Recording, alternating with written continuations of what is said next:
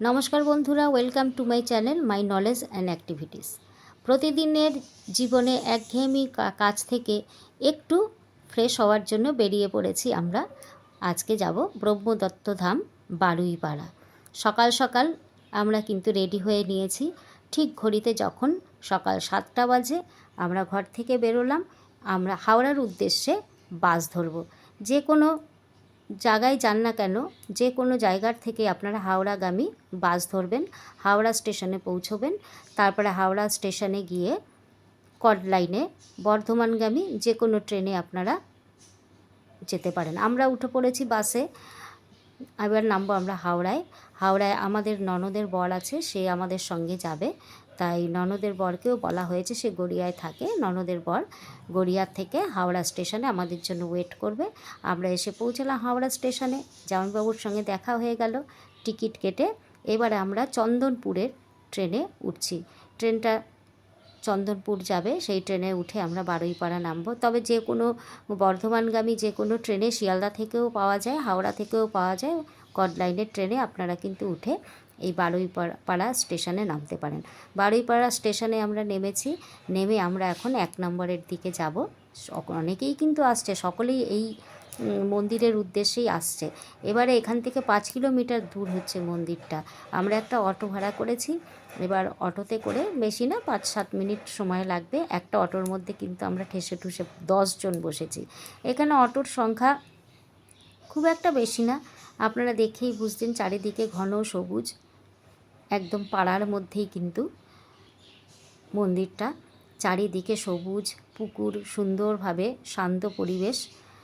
মন্দিরটায় ঢুকলে কিন্তু খুব ভালো লাগবে। আমরা চলেছি মন্দিরের উদ্দেশ্যে।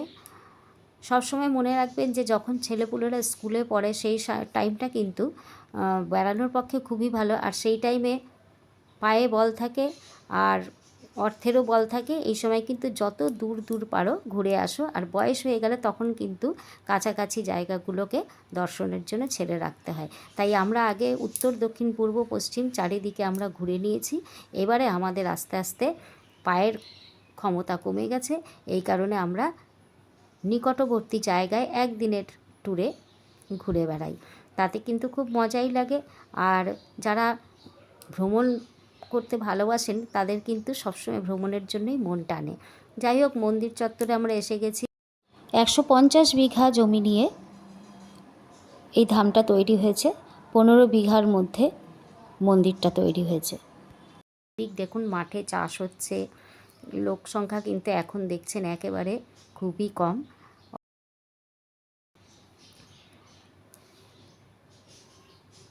মন্দিরে প্রথমে তো দেখে আমরা ভাবলাম যে বেশ সুন্দর, অল্প লোক, সুন্দর শান্তি মতো পুজো দেওয়া যাবে। তবে যাই হোক, এখানে কিন্তু প্রায় 3-4 হাজারের উপরে লোক হয়েছে আজকের দিনে। কিন্তু পজিটিভ এনার্জি যেখানে ছড়ানো থাকে সেখানে কিন্তু গণ্ডগোলের কোনো চিহ্নই দেখা যায় না। মন্দিরের গেটে আমরা এখন প্রবেশ করছি। অতিরিক্ত লোক থাকা সত্ত্বেও নেগেটিভ এনার্জি যেহেতু এখানে নেই, পজিটিভ এনার্জিতে সকলেরই মন ভরপুর। সেই জন্য কিছুই মনে হলো না যে এত লোক আমরা এখানে আছি। তবে হ্যাঁ, মন্দিরটার ভেতরটা এখনও পর্যন্ত তৈরি হয়নি ঠিকই। তৈরি হওয়ার পরে কিন্তু এটা একটা ভারতবর্ষের শ্রেষ্ঠ মন্দির কিন্তু হতে চলেছে। এটা মারাঠিদের মন্দির। সাধারণত খুবই অল্প কাজ হয়েছে, প্রায় 20% কাজই হয়েছে, এখনও 80% কাজ বাকি রয়েছে। ভেতরে গিয়ে দেখলাম নিচে আন্ডারগ্রাউন্ডে বিশাল বিশাল ঘর দুয়ার হয়ে রয়েছে পিলার দিয়ে। শুধু একমাত্র এখনও রুমগুলো তৈরি হয়নি।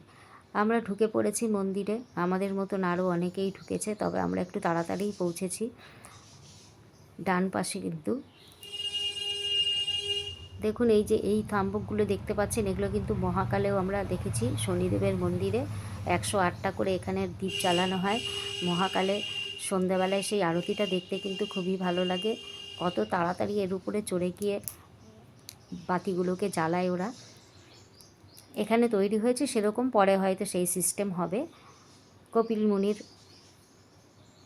মূর্তি এখানে বসানো আছে। ডান দিকে কপিল মুনি। জয় কপিল মুনি দেব। অনেক সকালবেলায় বেরোনো হয়েছে, সকলেরই পেটে খিদা চইচই করছে, সেই জন্য আমরা মন্দিরে ঢোকার আগে ভালো করে খেয়ে দিয়ে চিন্তা করলাম তারপরে মন্দিরে প্রবেশ করব।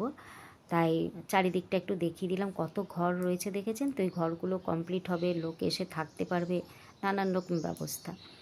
বাড়ি থেকে মালপোয়া নিয়ে গেছিলাম আর সন্দেশ বানিয়ে নিয়ে গেছিলাম, তাই বসে এরা খাচ্ছে, আমি ওদের দিলাম, দিয়ে ঠিক বললাম তোমরা খেতে থাকো, আমি ততক্ষণ একটু চারিদিকটা ঘুরে আসি।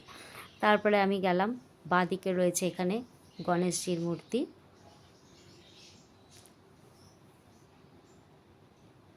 খুবই কিন্তু ভালো লাগবে, আপনারা কিন্তু অবশ্যই আসবেন সকলেই। এবার আমি মূল মন্দিরে প্রবেশ করছি। মন্দিরের গেটটা দেখুন,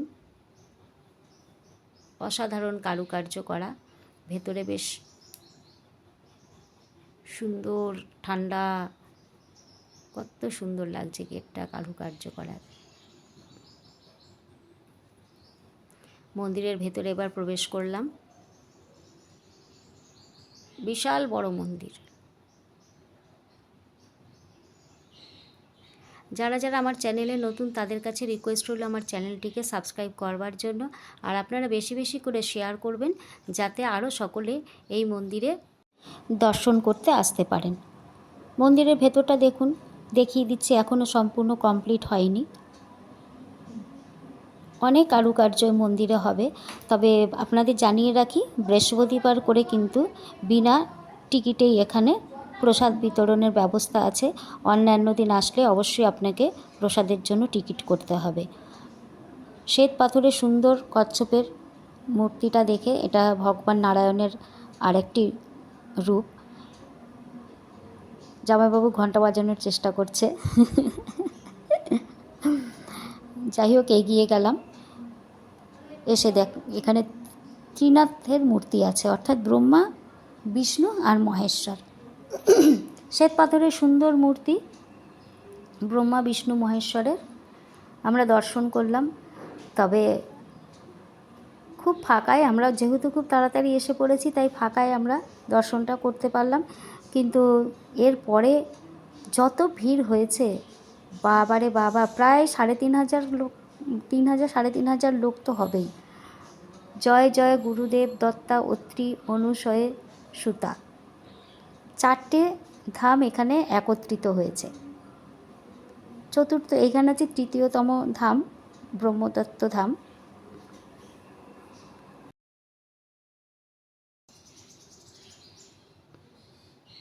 শিব ঠাকুরের সুন্দর একটা সামনে মূর্তি আছে, এরা গুরুদেব।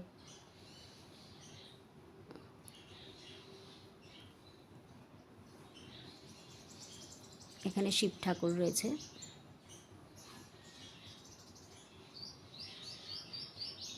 আমাদের 2 মূর্তি বসে আছে, পুজো দেওয়া হয়েছে আমাদের, কিন্তু এখনও প্রচুর টাইম, বলল যে আরতি শুরু হবে 1টার পরে।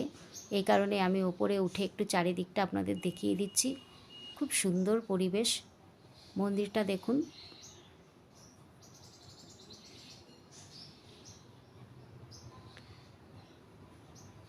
আপনারা কিন্তু কমেন্টসে অবশ্যই জানাবেন কেমন লাগছে আমাদের।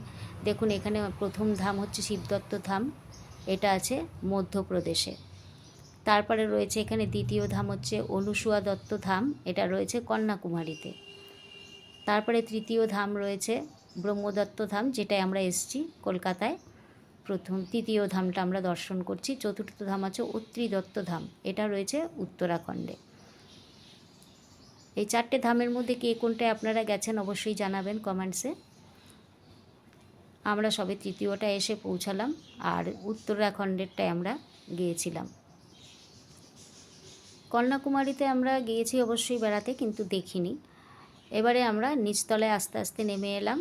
আন্ডারগ্রাউন্ডে রয়েছে শিব ঠাকুরের স্থান। এটা চারিদিকটা কত সুন্দর লাইটিং দিয়েছে, কালারিং। অনেক বড় মন্দির, ভেতরে অনেক কিছু আরও তৈরি হবে, প্রচুর পিলার দিয়ে রাখা হয়েছে। এসে আমরা পৌঁছালাম শিব ঠাকুরের কাছে। ওম নমঃ শিবায়।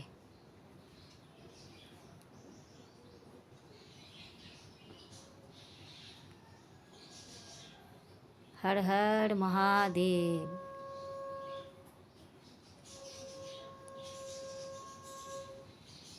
শিব ঠাকুর দর্শন করবার পর আমরা কিন্তু অপেক্ষা করছি কখন আরতি শুরু হবে। যাই হোক, আরতি শুরু হওয়ার সময় দেখলাম যেভাবে এখানে ভিড় জমেছে, তাতে তো আরতি শুরু হওয়ার পরে যদি আমরা আবার প্রসাদের জন্য লাইন দিতে যাই, তাহলে তো আমাদের অটো পাওয়া খুব মুশকিল হয়ে যাবে। যেভাবে ভিড় বাড়ছে আস্তে আস্তে দেখছি, প্রথমে যখন এলাম খুবই তো ফাঁকা ছিল, আমরা যেহেতু 10টায় পৌঁছেছি, এখন দেখছি আস্তে আস্তে প্রচুর ভক্তবৃন্দ এখানে আসছে। আপনারা এখান থেকে সময়সূচিটা দেখে নিতে পারেন, কখন কি হবে না হবে সমস্ত সময়সূচি এখানে দেওয়া আছে, সেই হিসেবে আপনারা আসবেন।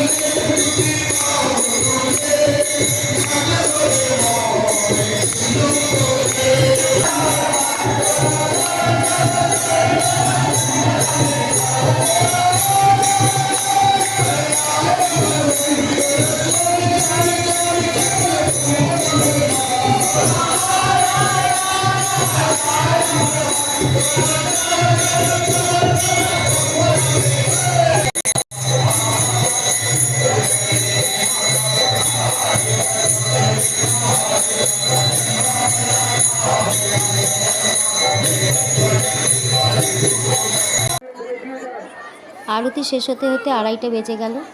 তারপরে যা লাইন দেখলাম, বাপ রে বাপ! এই সমগ্র ভেতর থেকে শুরু করে চারিদিক মন্দিরটা পর্যন্ত, এটা তো মেয়েদের লাইন, ওপাশ থেকে আবার ছেলেদের লাইন। প্রায় দেখলাম 4000 লোকের মতন লাইন। এই লাইন শেষ করে প্রসাদ পেয়ে বাড়ি যেতে যেতে আমাদের প্রচুর রাত হয়ে যেত। এমনিতেও ঢুকেছি আমরা, সন্ধ্যে 7টা বেজে গেছে বাড়িতে। যাই হোক, এখানে আর আমরা প্রসাদ নিলাম না, সামান্য একটু ভগবানের কাছ থেকে প্রসাদ নিয়ে আমরা ফিরে এলাম। কারণ এই এতজন লোক যদি সমস্ত একসঙ্গে ওখান থেকে বেরোয়, তাহলে অটো পাওয়া খুবই মুশকিল। এই কথাটা ভেবে, আর তার সঙ্গে ট্রেনেও প্রচুর ভিড় হয়ে যাবে, ওই জন্য আমরা বেরিয়ে চলে এলাম 3টের সময়। বেরিয়ে এসে দেখি চারিদিকে বাইক, গাড়ি, প্রাইভেট কার, যত যেভাবে পেরেছে সমস্ত লোক যেন এখানে এসেই উপস্থিত হয়েছে, দেখে আমার এরকম মনে হলো। আমরা এখান থেকে তাড়াতাড়ি অটো করে বেরিয়ে গেলাম বারুইপাড়া স্টেশনে। সেখানে গিয়ে একটু চা আর বিস্কুট খেলাম, খেয়ে তারপরে ট্রেন ধরে আবার হাওড়া এলাম। তারপরে আমাদের একটু ইচ্ছা ছিল যে গঙ্গার ভেতর থেকে মেট্রোটা যায়, সেই মেট্রোটা চড়া হয়নি এখনও, তার উদ্দেশ্যে এই জন্য আমরা মেট্রো করেই যাব। টিকিট কাটা হলো, এখান থেকে স্প্ল্যানেড যাব। গঙ্গার ভেতরে থেকে ট্রেনটা চলেছিল, এত সুন্দর লাগছিল সেই সময়টা, একদম পুরো চারিদিকে বাইরেরটা নীল আর নীল। আবার ওখানে স্ক্রিন আছে, স্ক্রিনের মধ্যে দেখা যাচ্ছে উপরে গঙ্গার জল বয়ে যাচ্ছে, বিভিন্ন রকমের মাছ দেখা যাচ্ছে, ওয়াটার অ্যানিমালস সব দেখা যাচ্ছে। স্ক্রিনটার মধ্যে দেখতে পেলাম কিভাবে ঢুকছে ট্রেনটা, সমস্ত কিছু ট্রেনের স্ক্রিনে দেখা গেছিলো। স্প্ল্যানেড দেখুন চারিদিকটা এইভাবে, যে বিভিন্ন রকম অ্যাক্সিডেন্ট হয় বলে তাই জন্য এত সুন্দর করে ঘিরে দিয়েছে, দেখে মনে হচ্ছে পুরো একদম কাচের ঘর। আমি তো ভাবলাম কি রে, ট্রেন এসে গেল নাকি, তারপরে দেখছি না এরকম করে ঘেরাও রয়েছে সেফটির জন্য। বললাম তাহলে এখানে একটুখানি দাঁড়িয়ে ফটো টটো তোলা যাক, কারণ ট্রেন আসতে এখনও আধ ঘন্টা বাকি আছে। একটু স্টেশনটা ঘুরলাম, তারপরে আমরা স্প্ল্যানেডে পৌঁছালাম। স্প্ল্যানেড থেকে আবার আমরা এলাম বেলগাছিয়া থেকে বাস ধরে তারপরে বাড়ি এলাম। একদম পাক্কা 7টা, সকাল 7টায় বেরিয়েছি, সন্ধ্যে 7টায় বাড়ি ঢুকেছি। তারপরে এসে নিত্যদিনের কাজের মতো স্নান টান করে চা ফা খেয়ে টিউশনে বসে গেলাম। আপনাদের কাছে রিকোয়েস্ট রইল, যাদের কিন্তু আমার ভালো লেগেছে এই ভিডিওটি তারা অবশ্যই লাইক করবেন আর সাবস্ক্রাইব করতে ভুলবেন না। Thank you.